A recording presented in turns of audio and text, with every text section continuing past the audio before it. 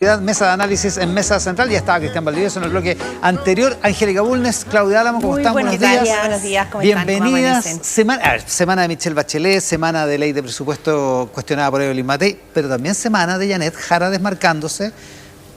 Ya. Imposible más, ¿no? O sea, ya lo siguiente es como que rompe una foto de Lenin, digamos. Claro. No sé. ¿Por dónde partimos? No hay fraternidad. Partamos por eso, por Janet Jara. A ver, Claudia Álamo. No es fraternidad, claro, eso dijo. Sí. Bueno, sí, marcó un punto quizás mucho más categórico que en ocasiones anteriores cuando dice que se ha sentido, la palabra que ocupa, afectada por las declaraciones de la directiva liderada por Lautaro Carmona, creo que es la palabra. Falta de fraternidad. Fraternidad, es la palabra que ocupa. Es una aseveración grave. Sí. El PC Ahora, es más que un partido político tradicional, es una familia también. Es como no comulgar para los católicos. Claro, pero si hacemos el recorrido hacia atrás, ¿es realmente este el momento del corte? Quizás es el momento más claro de una diferencia con la directiva del Partido Comunista, pero ya venía esto generándose hace mucho. Lo que yo sí sé es que en el comando de ella, su grupo estratégico, la palabra que se escucha hoy día es como es el momento de la autonomía. O sea, lo que viene en la campaña de Janet Jara para los próximos 50 días, estamos a 49 días de la elección. 48. A 48 días de la elección presidencial del 16 de noviembre, es autonomía. 48 horas, así que en realidad... Autonomía. Y probablemente es dentro de ese marco, que me decía una persona del equipo estratégico, marcar la autonomía no es solamente respecto del Partido Comunista, ha sido también de parte del gobierno, y ella necesita como sacudirse de eso para despejar probablemente sospechas de algo que plantea Mario Marcel. Era una interesante entrevista a Rocío Monte en El País, la que ya iremos ahí. todos queríamos. Ya, hay que decirlo. La entrevista que todos Andaba queríamos. todo el mundo siguiendo a todo el Mario mundo Marcel. estaba buscando esa entrevista. Pobre Marcel, que se fue del Ministerio de Hacienda para que no lo siguieran más. Sí. Sí. Bueno, él sabía que tenía que dar una entrevista a la salida. Tarde o temprano se lo dio al país. Sí. Se la dio al País de España. La tenemos en pantalla. Está la edición digital, porque no hay edición de papel, por supuesto, acá. Ahí está, votaré por Janet Jara, pero con una aprensión. El rol del Partido Comunista en un eventual gobierno suyo es la declaración de Mario Marcel, el exministro de Hacienda, entrevista a Rocío Montes, que es además la directora del País Chile. Una entrevista en que dice varias cosas Mario Marcel. En relación al Partido Comunista, dice primero que las críticas que le salió a hacer Lautaro Carmona de que no soltaba la billetera fiscal... De que era el semidios de... Claro, del ahorro. Del ahorro y de las cuentas fiscales. Nunca se la plantearon a él mientras era ministro. Que él se reunió siempre con todas las bancadas de todos los partidos y que el Partido Comunista nunca le pidió una reunión y nunca le planteó esto. Entonces, que le hablaron eso, una sola vez de un tema que era de educación tributaria, algún tipo de reforma tributaria. Pero que, la ley de cumplimiento. que esta crítica no le llegó a él como ministro. Que le hablaron de eso, que es un tema importante para el Partido Comunista, pero nunca le hablaron de gasto fiscal ni de mano apretada. Hace una crítica como al comportamiento del Partido Comunista en relación a la Convención Constituyente, porque dice que se alinearon con las posiciones más radicales, como la lista del pueblo, y que él no ha visto ninguna crítica de parte del partido después, dado el resultado que tuvo. Autocrítica. Ninguna autocrítica. Sí, claro. Ninguna autocrítica con respecto a lo que ellos hicieron y la posición que tuvieron como de alinearse con los sectores más radicales. Y entonces explica eso. Él dice, él conoce muy bien a Janet Jara, trabajó con ella, confía en ella, va a votar por ella, pero tiene muchas dudas con respecto al lugar que ocuparía el PC en ese gobierno. Ahora, ¿se trata esto de una discusión política o efectivamente puede tener una dimensión electoral, una dimensión para el electorado, Cristian?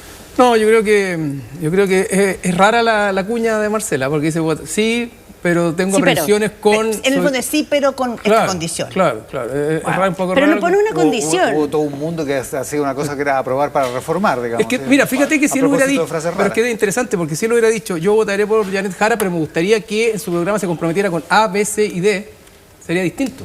Porque el programa podría tomar eso y transformar eso en un activo de campaña y Marcel decir, bueno, mira, ellos tomaron mis aprensiones, mis dudas o mis miradas, y la hicieron carne en un programa. Como y yo, por lo tanto, Edwards hizo con Matei. Exactamente. Por lo tanto, ahora no solo votaré por Janet Jara, sino que me gusta el programa Janet Jara.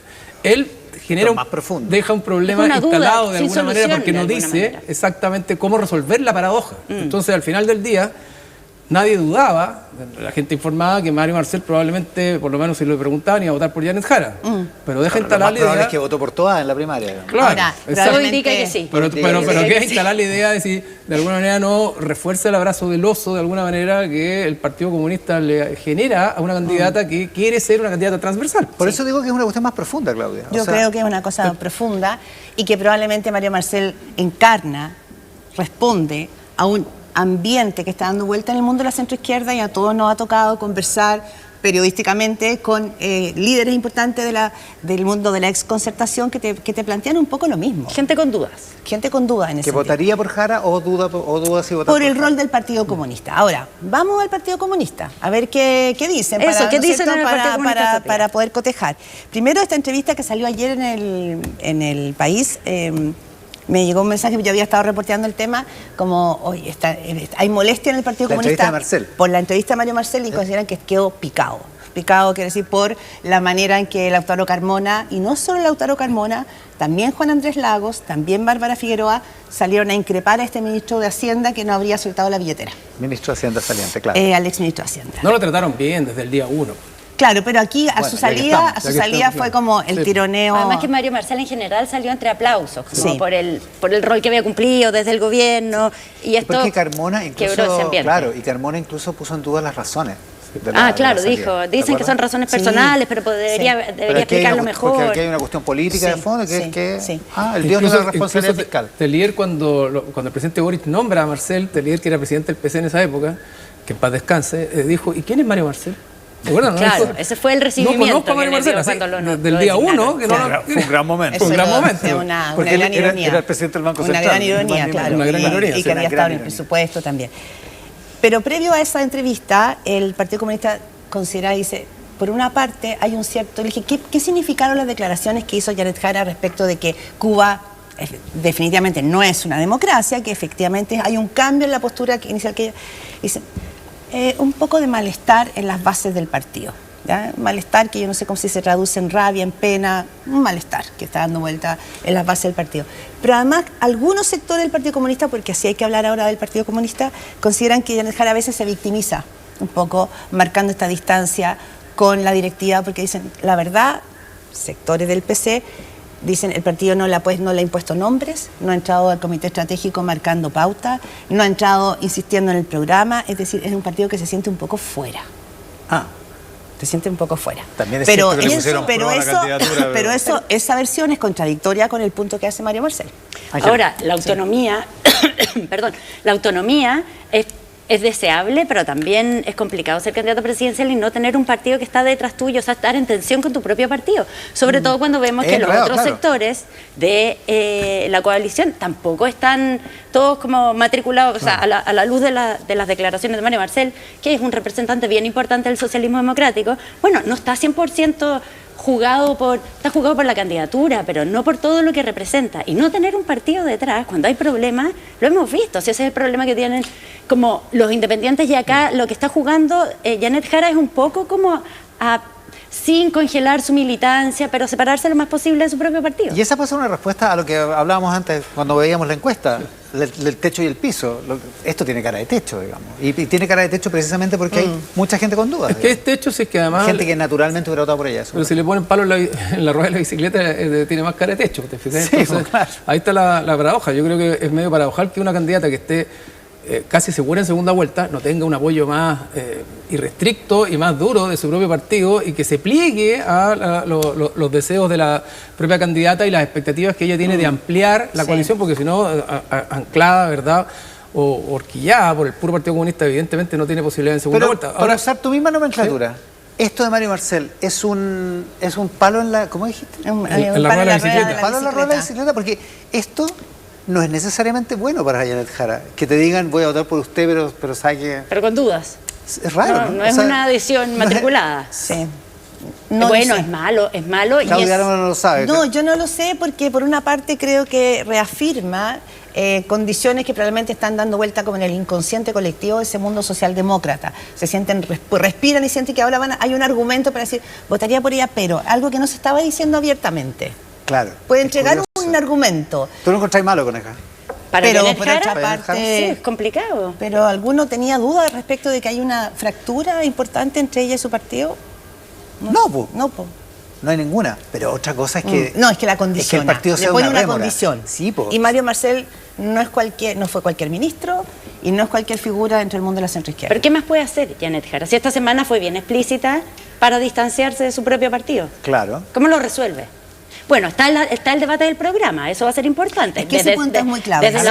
desde la DC están presionando para que ella entregue como el anexo de su programa. ¿Qué es lo que subyace? Sí, porque hay un programa. Hay un programa que está inscrito cuando ella inscribe su candidatura y entonces lo que ella dice es hay otras cosas por detallar y vamos a entregarlo en un anexo que se va a plegar a esto que ya existe, pero desde la DC han estado, el senador Huenchumilla, que además es el presidente del partido, está diciendo, queremos verlo, queremos ver... O sea, Huenchumilla dijo, a mí me dijeron que me lo iban a pasar el 17 de septiembre y todavía no llega, estamos a 23, dijo. Sí. Eso lo dijo el martes. Y José Miguel Insulza también dijo lo mismo al día siguiente, dijo, yo espero que exista mejor coordinación y que se puedan dilucidar de mejor manera temas tributarios, de vivienda. Espérate, planteé una más. Eran 3 temas que... Pero mientras lo buscáis, Camila Miranda, que es la encargada programática, es la que está a cargo del programa, la entrevistaron en T3 en vivo esta semana y dijo que nunca hubo un compromiso del 17 de septiembre. No, yo creo que lo del programa... Pero por lo menos se habló de eso.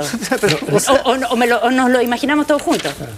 No, yo veo lo del programa como una suerte de eufemismo nomás respecto de una discusión sobre el control del comando y las decisiones que se están tomando dentro del comando. Yo veo que hay algo por ahí. ¿Eso es lo que subyace en esto? Hay una tensión, creo yo, entre quienes quieren empujar, mantener, sostener y profundizar la lógica de una candidatura que se define por oposición a las élites, que nació en cuna de mimbre, que viene de abajo. Pero eso es lo que empezó a salir del discurso. Bueno, pero que hay una tensión ahí. Estuvo esta semana en Tele13 Radio y no estaba en plan de hablar de eso. Esa es la tensión que está instalada. Y versus buscar una candidatura que sea menos polarizante, más buscadora de los consensos y más buscadora del centro. La pregunta es si esto es una discusión respecto de la campaña o respecto de cómo queda la futura eventual oposición que podría ser hoy la izquierda que tiene el gobierno después de la candidatura de Janet Jara. Si queda en una lógica más bien monopolizada por el Partido Comunista o queda la oposición, la eventual futura oposición, con un relato más bien de centro, más bien dialogante y más bien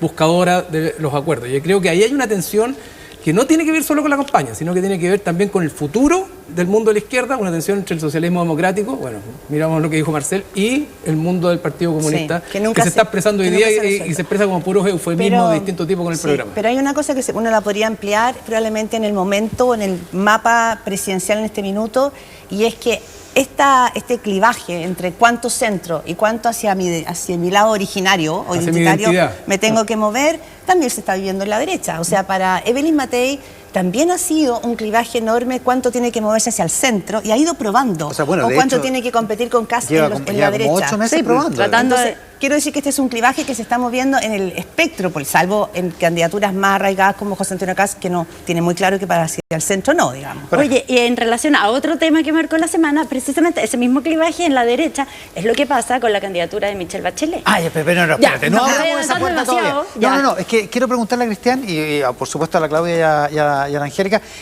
por la encuesta Panel Ciudadano UDD hace una diferencia significativa entre el votante obligado y el votante habitual respecto de sus preferencias presidenciales. Mañana, lunes 29, en la tarde, sesión de la Cámara de Diputados, puntos 1 y 2 de la tabla, las reformas que habilitan la multa para quienes no voten y también reforman el voto extranjero para el futuro. Se supone que se va a cumplir el acuerdo. Si no se cumple, ahí vemos qué pasa con la ministra Lobo y qué pasa con el debate parlamentario en el futuro, pero se supone que está. Pero da la impresión de que hay ahí una razón para que esto se haya demorado tanto. Según la encuesta, a Janet Jara le va bastante mejor entre lo que se llama el votante habitual, que son los que van a votar siempre cuando había voto voluntario, versus el votante obligatorio, donde ella el votante obligado. El votante obligado es muy grande la diferencia, es como la mitad de lo que obtiene. Sí. Entonces, para ella la favorece el votante habitual, el voto voluntario. Y tal vez eso también explica el tironeo que ha habido para avanzar con la multa, que es lo que se va a discutir mañana en la Cámara. Cristian. Sí, a ver, digamos que la opinión pública está absolutamente a favor del voto obligatorio, como que le gustó el voto obligatorio después de los últimos plebiscitos. Y segundo, que cree que tiene que ser con multa para todos. O sea, incluso incluyendo a los extranjeros. Que excluyan a los extranjeros del voto de la multa, me parece como una injusticia, un abuso. ¿Te fijas? Acordémonos, la discusión, ¿se acuerdan de los dos sistemas de justicia? Que era un gran tema para el primer proceso constituyente. Aquí hay dos ciudadanos, uno que tiene que pagar. Que es un poco raro. Es un poco raro. Entonces vamos a ver si el mundo político se alinea con esto, que además está definido en la Constitución. Pues la Constitución dice que el voto es obligatorio. Exacto. Y que lo que tiene que hacer el Congreso es definir la multa. Dictar una ley que lo regule, digamos. Entonces estamos a un mes de la elección, a 48 días y horas, como dice Iván, perdón, pero todavía que no se zanje esto es bien absurdo y son cálculos, me parece, que uno podría decir menores en términos analíticos porque son muy mayores. Es decir, si esta elección fuera con voto voluntario en los hechos, probablemente la candidatura de Janet Jara sería más competitiva de lo que está haciendo hoy día. Pero con un reformas mayores, nivel de deslegitimidad gigante para las instituciones y para el mundo político que sabemos que no está gozando de su mejor momento. Si son reformas mayores, lo que uno esperaba del mundo político en general, obviamente, no solo del ministro Elizalde o de la ministra Lobo, de todos. No, porque aquí todos han sido con todo con calculadora y todos con el bolsillito de perrito acá sacando la monedita, ¿o no? Entonces, claro, lo poco legítimo que termina siendo este debate es que estamos a 48 días de una elección y los ciudadanos que tenemos que votar, y ciudadanas y ciudadanos, no sabemos finalmente cómo va a aterrizar esto. Ahora, más tiempo queda para la votación en el Consejo de Seguridad de Naciones Unidas del próximo secretario general. Increíble todo el tiempo que queda en estos tiempos en que la política cambia, gracias sobre todo a Donald Trump, el presidente de Estados Unidos, cambia como día a día o minuto a minuto. Es un siglo lo que queda. O sea, queda una vida porque se resuelva esto. El plazo para el Consejo, bueno, viene el canciller Frank Claveren que lo va a explicar. Exacto. Pero el plazo es septiembre del próximo año. 2026, ¿no? Claro. Para que el Consejo de Seguridad le proponga a la Asamblea un dato. Paula Narváez decía en Tele 13 Radio esta semana que nunca un candidato propuesto por el Consejo ha sido rechazado por la Asamblea. Pero tantas cosas que hemos visto que nunca pasaban y que ahora pasan. Pero lo que sí es que lo que sí es más inmediato es la oficialización de las candidaturas. Se supone que eso tenía que pasar en diciembre y todo indica que lo quieren adelantar para octubre, noviembre. Lo que explica también, en parte, lo que pasó esta semana, que es que el gobierno decide salir a presentar la candidatura de Michelle Bachelet en la Asamblea General. Lo que eliminaría la tesis del gustito, digamos. Porque habría habido hay una presión. Una presión temporal, digamos. Lo que te dicen desde el gobierno es que era importante salir con la candidatura antes de que otros países de la región empiecen a lanzar más candidaturas. Y eso es inminente que pase. Es difícil bajarla.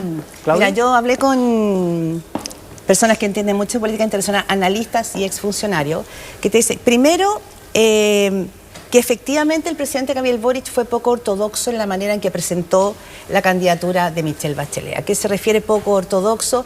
Que efectivamente en la línea de la diplomacia, que probablemente el canciller Alberto Falcán respeta como muy concienzudamente, el presidente hizo un gesto audaz.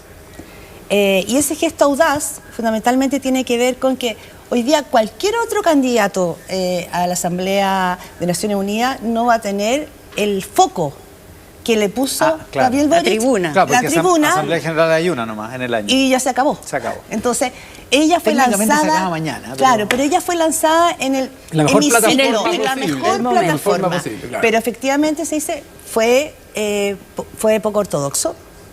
Esa es como la frase. No creo que el canciller vaya a usar esa palabra. No, pero fue el gesto audaz. Sí, pero en los reportajes que vienen hoy día, tanto en La Tercera como en El Mercurio, se reconoce que efectivamente hubo ahí una salida como de aquello que es como lo habitual. No, nuestra prensa dominical se volvió loca con el tema. ¿no? Sí. Y los columnistas se volvieron locos también. Y los candidatos leí como 6 columnas. Como que todos opinando. Lo cual habla mucho de Michelle Bachelet también. El lugar que ocupa y cómo logra concitar atención. Y no nos olvidemos que toda la izquierda quería que fuera la candidata. Y me contaban una anécdota que en un momento que cuando el presidente habla en la Asamblea General, generalmente la ONU enfoca solo al presidente. Y acá hizo un gesto que cuando la menciona, la enfoca que está ahí en la transmisión oficial. Sí, y eso no es habitual. Entonces, por una parte, tenemos el presidente es poco ortodoxo, la proclama en el Pleno y con esto genera un ruido. Y genera dos ruidos. Genera un ruido externo, porque tenemos, ¿no es cierto?, finalmente el reacomodo de los otros países respecto a qué va a pasar, mirando a Estados Unidos, va a haber veto, no va a haber veto, qué pasa con China, como todo, ¿no es cierto? Y muchos me dicen, figuras internacionales están llamando a algunos exdiplomáticos para saber en qué consiste esta candidatura. Y para qué hablar de la presión interna que puso el presidente Boric al nombrar a Janet Jara. Vemos una derecha sumamente... ¿Qué dije? A Janet Jara. Bueno, por eso las confunden a veces. A Michelle Bachelet, porque efectivamente puso una cuña en el mundo de la derecha. Sí.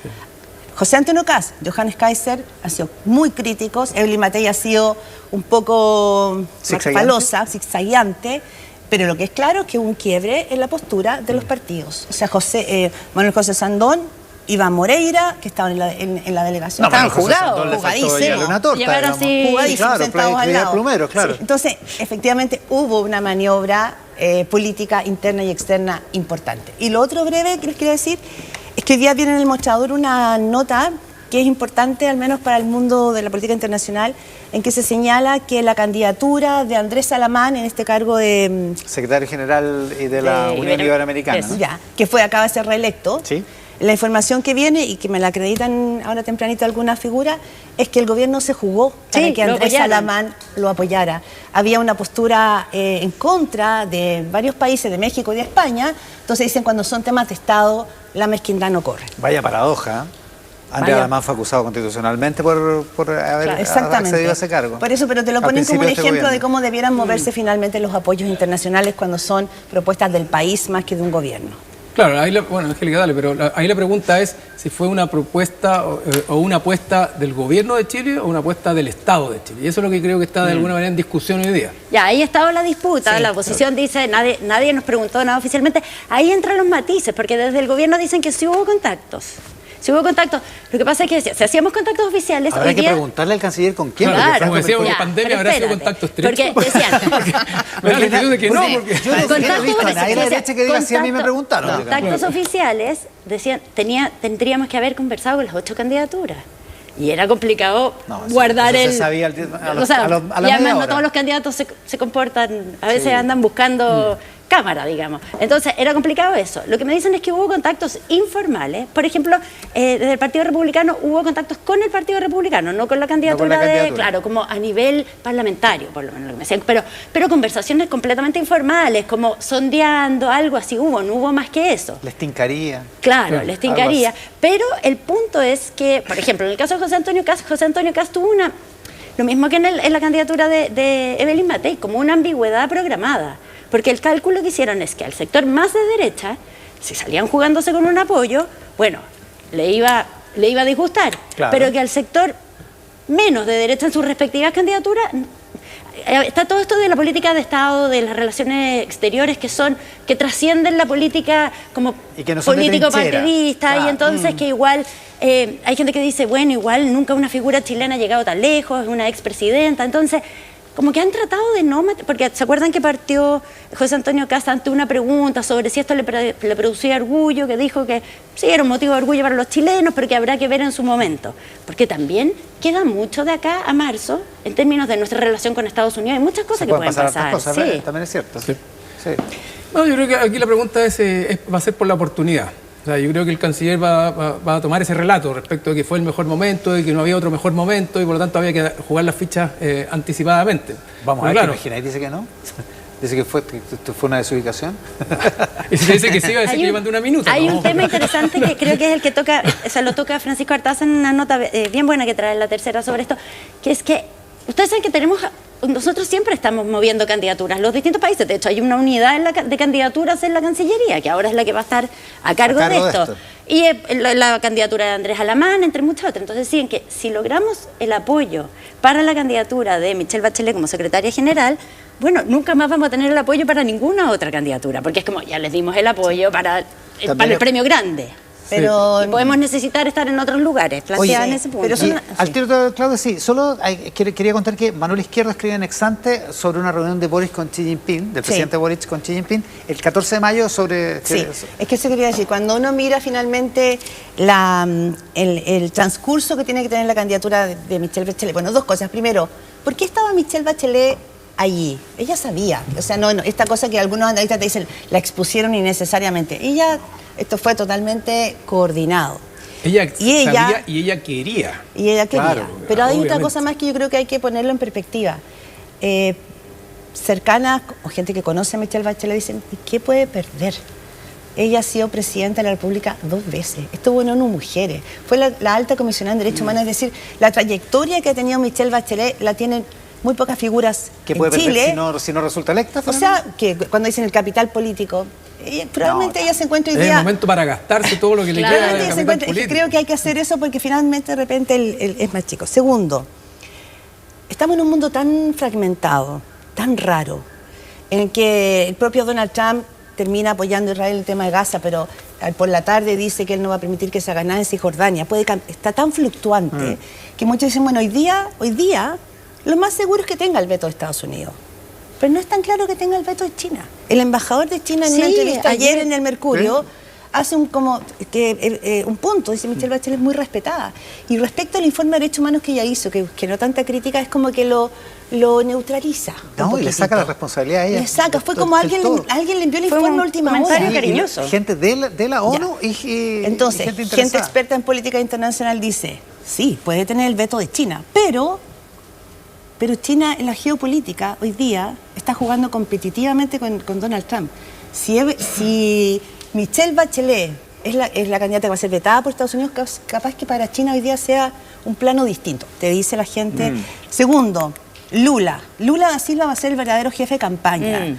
Y Lula da Silva no es el presidente del país más grande de la región, es también un hombre muy respetado que podría abrir conexiones con China y que podría, ojo, buscar los votos de África. Pueden ser países que no son tan potentes, pero en términos de la votación y de los apoyos que hay que hilvanar, puede ser muy relevante. El mundo BRICS. El mundo BRICS. En corto, nadie duda de las competencias y la habilidad que tiene la presidenta y que podría ser una gran, probablemente, secretaria general de las Naciones Unidas. Y la discusión interna tiene que ver con el momento político en que se planteó la candidatura de ella.